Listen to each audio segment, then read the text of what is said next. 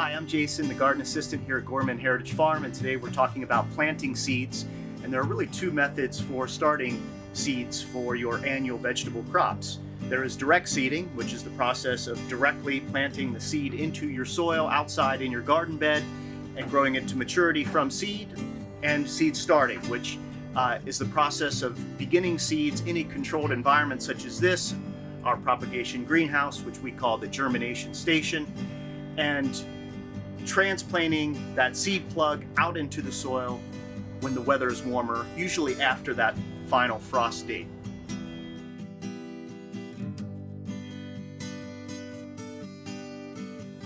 The first piece of seed starting equipment is the standard 10 by 20 seed starting tray.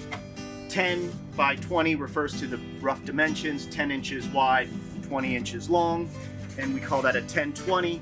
This is a closed bottom tray, meaning there are no drainage holes. We call this a tray insert, or a cell tray insert, or a cell plug insert. We refer to these generally by the number of cells in the tray insert. This is a 72 cell insert. That's 6 cells by 12, 72 cells. This is a different style, a single piece insert. We call these a pro style or pro tray cell insert. They are circular and they're offset, which allows for better canopy development among the leaves, better airflow, and better light exposure.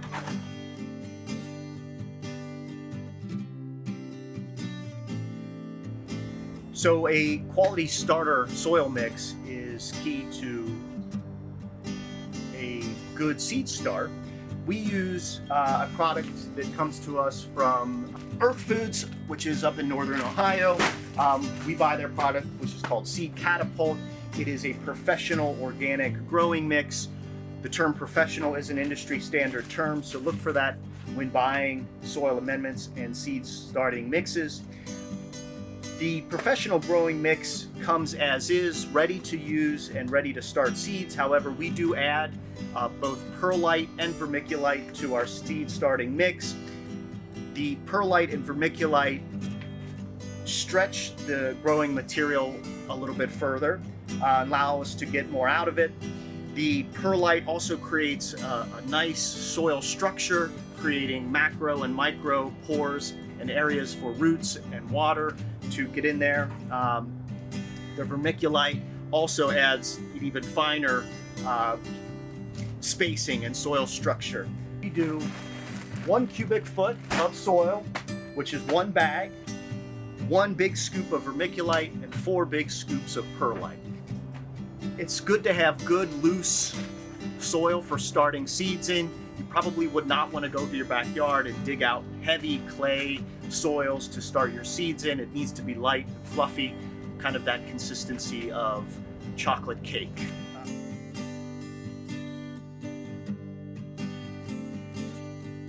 When planting seeds, generally we shoot for 1 seed per 1 cell. However, there are instances where we might want to do 2 or even 3 seeds per cell. Particularly smaller seeds that may be tough to separate in our hands, we can plant 2 or 3 at a time and then go back and prick out the extras. There is kind of an unwritten rule about the seed size and the cell size, which is the planting depth should be twice the width of the seed. It's not a perfect equation, but it is a good reminder. The idea is the bigger the seed, the deeper it should be planted into the soil. Very small seeds, some of your celery and lettuce are so small and so fine that they really are just pressed into the surface of the soil. After we plant any seeds into our seed cells, we always then water in afterwards to settle the soil, to sink the seeds in and make good firm contact with the soil, and to of course begin the process of germination.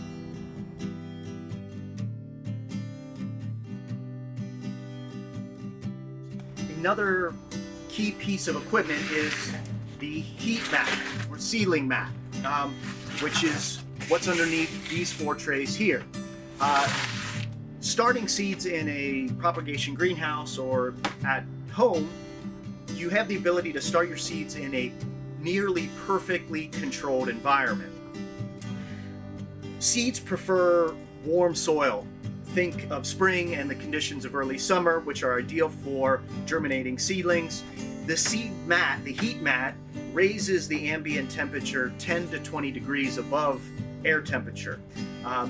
So it's nice and warm underneath here and a great environment for seeds to start germination.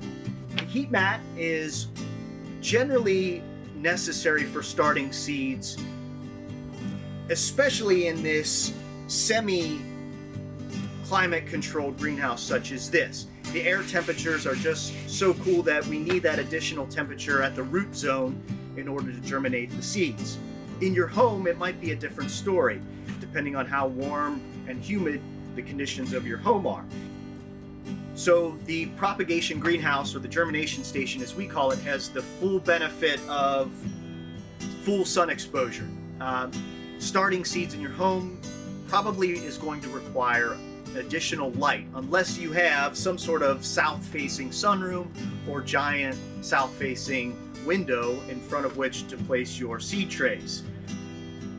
Luckily these days the LED light technology is very affordable and very accessible.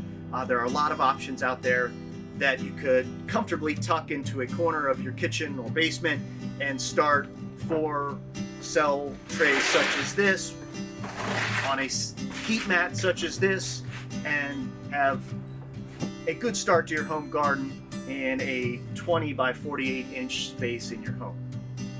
So thank you. I hope you learned something here today.